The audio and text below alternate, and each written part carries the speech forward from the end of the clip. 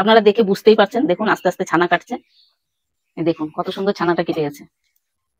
আপনাদের একদম সরাসরি প্রমাণ দেখালাম, আপনারা বিশ্বাস করতে চাইবেন না তার জন্য। নমস্কার, নবরত্ন কিচেনে আপনাদের সকলকে জানাই স্বাগত। আজকে নতুন আরেকটা রেসিপি নিয়ে আজকে চলে এসেছি আপনাদের সামনে। আজকে তৈরি করে দেখাবো ভিনিগার। এই দেখুন আমার হাতে আছে ভিনিগারের বোতল। এই ভিনিগারটাই আজকে তৈরি করে আপনাদের দেখাবো। এই ভিনিগারটা তৈরি করতে খুবই কম উপকরণ লাগে, আর এটা তো আমাদের সংসারে অনেক প্রয়োজনীয়। অনেক খাবার তৈরি করতে লাগে, চাইনিজ খাবার তৈরি করতেও লাগে, তাছাড়াও ছানা কাটানোর কাজে লাগে। তো এই ভিনিগারটাই আজকে তৈরি করে দেখাবো, আর খুবই কম উপকরণ, 3টে মাত্র উপকরণ দিয়েই ভিনিগারটা বাড়িতেই তৈরি হয়ে যাবে। তাহলে আপনারা সম্পূর্ণ ভিডিওটা প্রথম থেকে শেষ অবধি দেখুন, আশা করছি আপনাদের ভালো লাগবে। আর যে সকল নতুন বন্ধুরা আমার চ্যানেলে আছেন, অবশ্যই আমার চ্যানেলটাকে সাবস্ক্রাইব করে আমার পাশে থাকবেন। আর ফেসবুক থেকে দেখলে পেজটাকে ফলো করে আমার পাশে থাকবেন। তাহলে শুরু করি ভিনিগার তৈরি রেসিপিটা। উনুনটা ধরিয়ে নিয়েছি, এবার আমি একটা কড়াই বসিয়ে দেবো। তা ভিনিগার তৈরি করার জন্য জল লাগবে প্রথমেই। আমি কড়াই বসিয়ে দিয়েছি, আর এই যে জল নিয়েছি, আর এটা নর্মাল জল, আমরা যেটা খাই সেই জলটাই নিয়েছি। তো এখানে পুরো 1 লিটার জল আছে। 1 লিটার আমি দেবো না, এইটা 350 ml এর বোতল। আমি এই 1 বোতল তৈরি করব, কারণ আমার ঘরে অলরেডি তৈরি করা আছে 2 বোতল। আমি এই একটা বোতলে তৈরি করবো। এটা হচ্ছে 350 ml এর বোতল, তো এইটাতেই তৈরি করব।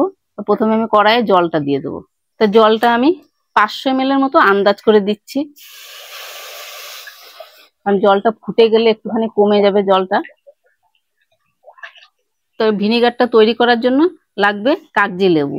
তো আমি এখানে একটা লেবু নিয়েছি, লেবুটা বড় সাইজের, এটা আমি হাফ নেব, পুরোটা লাগবে না, অর্ধেকটা লেবু নিলেই আমার হয়ে যাবে। তো লেবুটা কেটে নিই আমি। তো লেবুটা আমি কেটে নিচ্ছি, আর লেবুটা প্রচুর রস আছে। আমি এই অর্ধেকটা দেব, পুরোটা লাগবে না।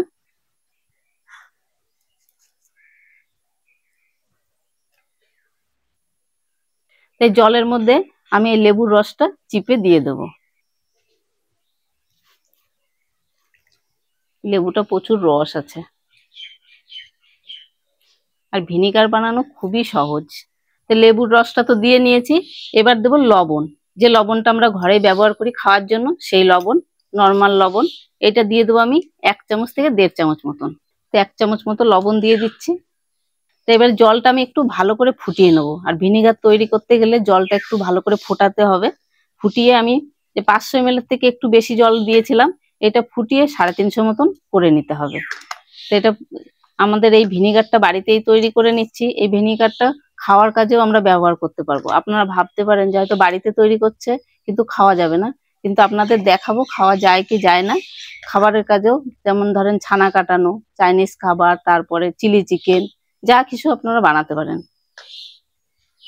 তো এই জলটার মধ্যে লবণ আর লেবু তো আমি আগেই দিয়ে দিয়েছি। এরপর আর একটা উপকরণ মেশাবো, যেটা হচ্ছে টক চিনি, যেটা আপনার সাইট্রিক অ্যাসিড বলি, কিংবা টক চিনি নামে অনেকে চেনে। তো এইটা দিয়ে দেবো এবার।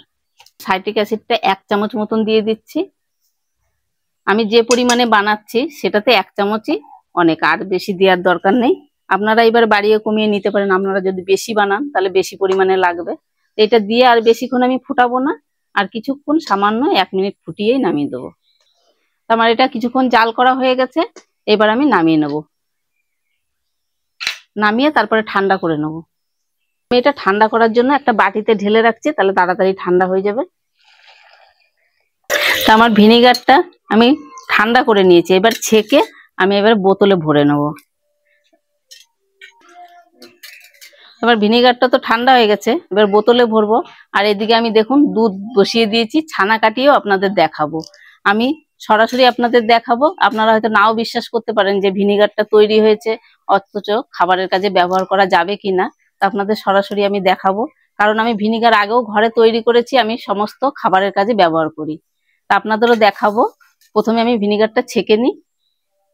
এটা লেবুর আঁশ থাকতে পারে, তার জন্য ছেঁকে নিচ্ছি ছাঁকনি দিয়ে। আমি ঘরে প্রথমে যে কোনো জিনিস ট্রাই না করে আপনাদের দেখাই না, কারণ আপনারাও পয়সা খরচা করে জিনিস বানাবেন, যদি ঠিকঠাক না হয় তখন আপনাদেরও পয়সা নষ্ট হবে।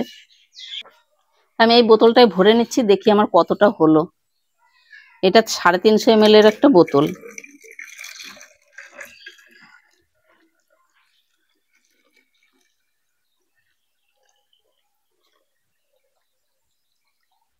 এই দেখুন বাটিতে আমার আরেকটু আছে, এটা দিয়েই আমি ছানা কাটাবো। সম্পূর্ণ ভরিনি আমি,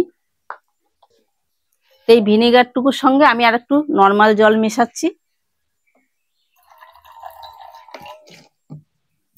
এবারে এটা আমি এই দুধের মধ্যে অল্প অল্প দেব, অল্প অল্প দেবো আর নাড়তে থাকবো।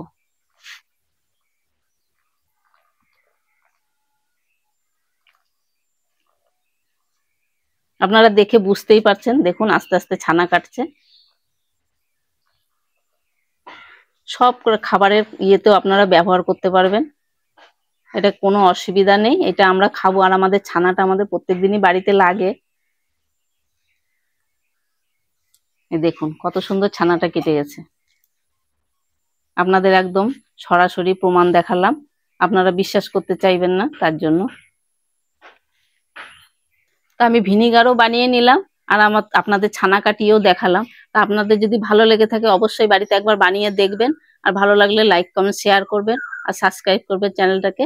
ফেসবুক থেকে দেখলে পেজটাকে ফলো করে আমার পাশে থাকবেন। তাহলে দেখা হচ্ছে আবার নতুন কোনো রেসিপিতে। ততক্ষণ আপনারা ভালো থাকবেন, সুস্থ থাকবেন। ধন্যবাদ।